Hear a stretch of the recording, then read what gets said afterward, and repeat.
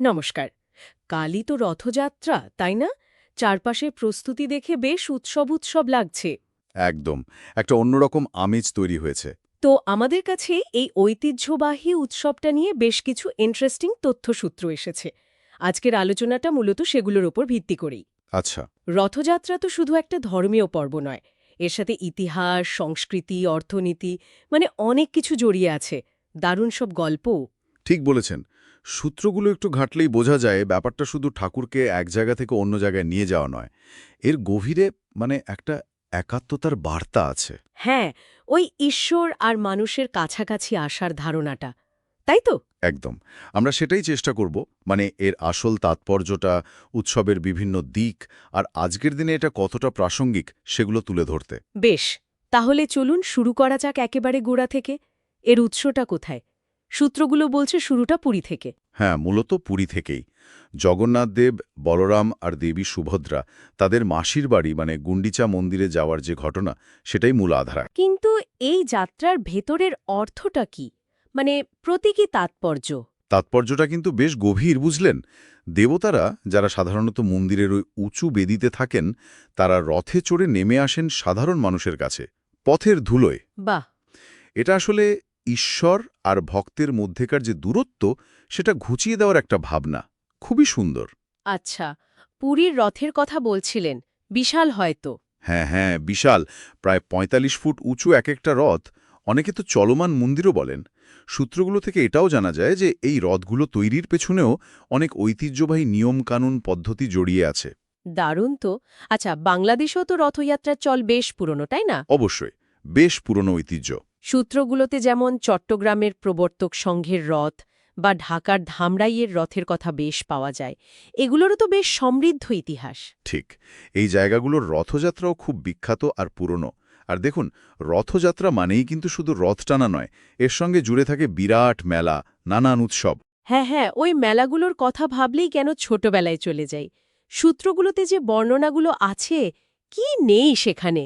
মাটির পুতুল, কাঠের খেলনা, সরাচিত্র, নকশা করা কাঁথা, চুড়ি, ফিতে। আর অবশ্যই মিষ্টি, মন্ডা, মিঠাই আর স্পেশালি রথের জিলাপি। হাহা, জিলাপি ছাড়া তো মেলাই জমে না। একটা মজার তথ্য উঠে এসেছে সূত্র থেকে। ওই ছোটবেলায় রথের মেলায় বেশি জিলাপি খেয়ে মায়ের বকুনি খাওয়ার স্মৃতি, এটা নাকি অনেকের কাছেই খুব জীবন্ত। হাহা, একদম ঠিক। হতেই পারে।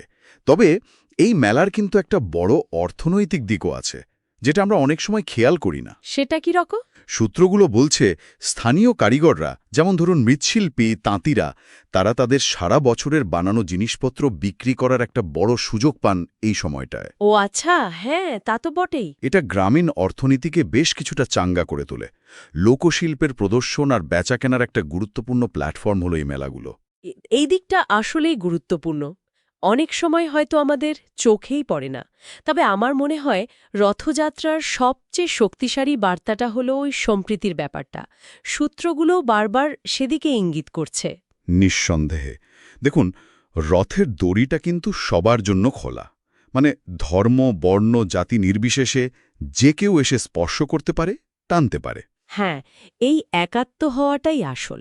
কে কোন জাতের, কে কোন ধর্মের, সেই ভেদাভেদটা তখন থাকে না। সবাই মিলেমিশে একসঙ্গে রথ টানে। এটাই উৎসবের মূল শক্তি।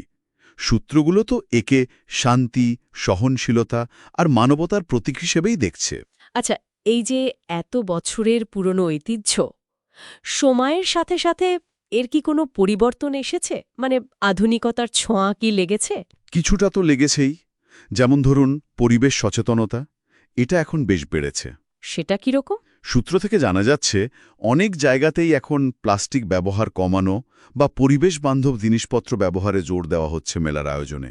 এটা তো খুব ভালো উদ্যোগ। হ্যাঁ, তার পাশাপাশি নিরাপত্তার বিষয়টাও আছে। ভিড় সামলানো, মানুষের সুরক্ষা, এগুলোর জন্য আধুনিক প্রযুক্তির ব্যবহারও হচ্ছে।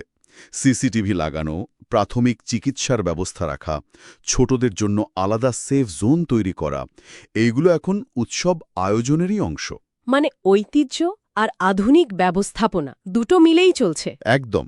দুটো মিলেমিশে উৎসবটাকে আরও সুরক্ষিত আর সময়োপযোগী করে তুলেছে। আর এই সব কিছুর মধ্যেই মিশে থাকে ওই ব্যক্তিগত অনুভূতিগুলো, তাই না? অবশ্যই। যেমন একটা সূত্র পড়ছিলাম ছোটবেলায় প্রথমবার বাবার হাত ধরে রথের দড়ি টানা স্মৃতি। অথবা মেলার নাগরদোলায় চড়ার সেই ভয় আর উত্তেজনা মেশানো আনন্দ, ঠিক। ওই রথের জিলাপি খাওয়ার স্মৃতিটার মতো। এই ছোট ছোট ব্যক্তিগত অভিজ্ঞতাগুলোই কিন্তু উৎসবটাকে প্রজন্মের পর প্রজন্ম বাঁচিয়ে রাখে, প্রাণ দেয়। মানে এটা শুধু পুজো বা আচারের মধ্যে আটকে থাকে না, জীবনের একটা অংশ হয়ে ওঠে। ঠিক তাই। তাহলে সব মিলিয়ে এই সূত্রগুলো থেকে যা বোঝা গেল, রথযাত্রা শুধু একটা উৎসব নয়, এটা আসলে আমাদের সংস্কৃতি, ঐতিহ্য, সামাজিক মিলন আর বিশ্বাসের একটা দারুণ প্রতিচ্ছবি। একদম। আচ্ছা, আলোচনা শেষ করার আগে একটা বিষয় কি ভাবনার জন্য রেখে যাওয়া যায়? হ্যাঁ, নিশ্চয়ই, বলুন। এই যে দেবতারা রথে চড়ে মানুষের এত কাছাকাছি চলে আসেন, এই ধারণাটা, এটা কি উৎসবের দিনগুলো বাদ দিয়ে আমাদের প্রতিদিনের জীবনেও সামাজিক দূরত্ব বা ভেদাভেদগুলো কমাতে কোনোভাবে অনুপ্রেরণা দিতে পারে? বাহ, খুবই সুন্দর একটা প্রশ্ন। এটা নিয়ে সত্যিই ভাবা দরকার। আচ্ছা, তাহলে আজকের মতো এখানেই শেষ করি। আশা করি সবার রথযাত্রা খুব আনন্দে কাটবে। নিশ্চয়ই। জয় জগন্নাথ। জয় জগন্নাথ।